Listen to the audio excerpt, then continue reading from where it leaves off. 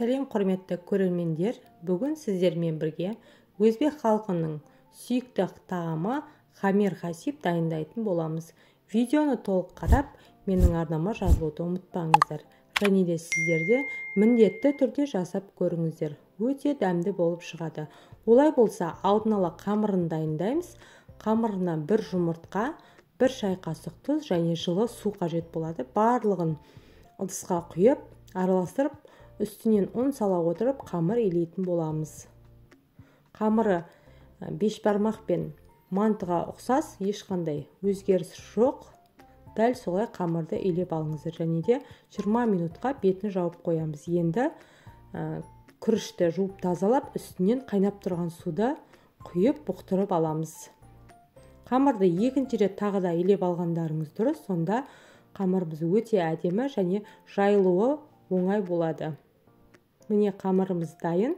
Енді салмасын дайындаймыз. Салмасына тартылған ет, пияз және де тұз, бұрыш. Үстінен сұйық май қоссаңыздар да болады. Өз қалауларыңыз бойынша түрлі дәмдеуіштер қоссаңыздар болады.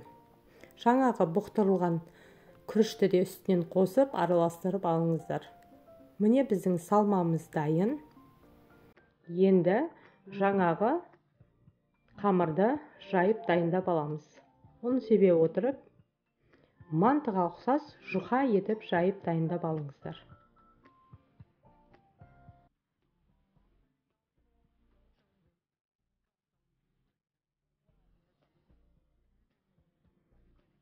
Міне біздің қамырымыз дайын. Енді 4 бұрышты етіп кесіп аламыз. Кесілуі де мантыға ұқсас. Көріп тұрғандарыңыздай барлығын кесіп дайындап алдық. Енді оның үстінен жаңағы дайындап алған етті салмамызды салып шығамыз. Бұл тағам голубцы тағамына өте ұқсас. Бұның өзгешелігі тек қана қамырдың ішінде дайындалады. Міне етті салмамызды салып алдық. Енді бір шетінен бастап дәл осылай орай отырып дайындап аламыз. Бар жоғы 45-50 минутта дайын болып шығады. Сіздерде міндетті түрде жасап көріңіздер. Енді мантаваркамызды майлай отырып, үстінен жаңағы дайындап алған қамырларымызды қойып шығамыз. Үстінен майлап 45-50 минутқа қайнап тұрған суда пісіріп алыңыздар. Біздің тағамымыз дайын болғанша пияздан тұздық дайындап алыңыздар. Тұздықты дайындау міндетті емес.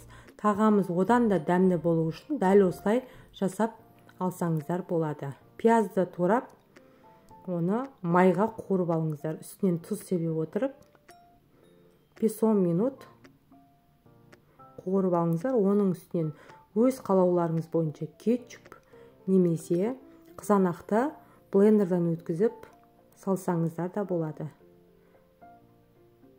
Мұны да кішкене қуырып, үстінен аз ғана су құйып 5 минут бұқтырып алсаңыздар жеткілікті. Біздің пияздан жасалған тұздығымыз да дайын болды.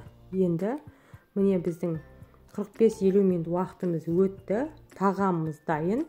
Жаңағы дайын болған тұздықты үстінен қоса отырып жесеңіздер, одан да дәмді болып шығады. Сіздер де міндетті түрде жасап көріңіздер және осы тағамға қажетті заттардың құрамы мен мөлшерін описание бөліміне, яғни төменге жазып қалдырамын.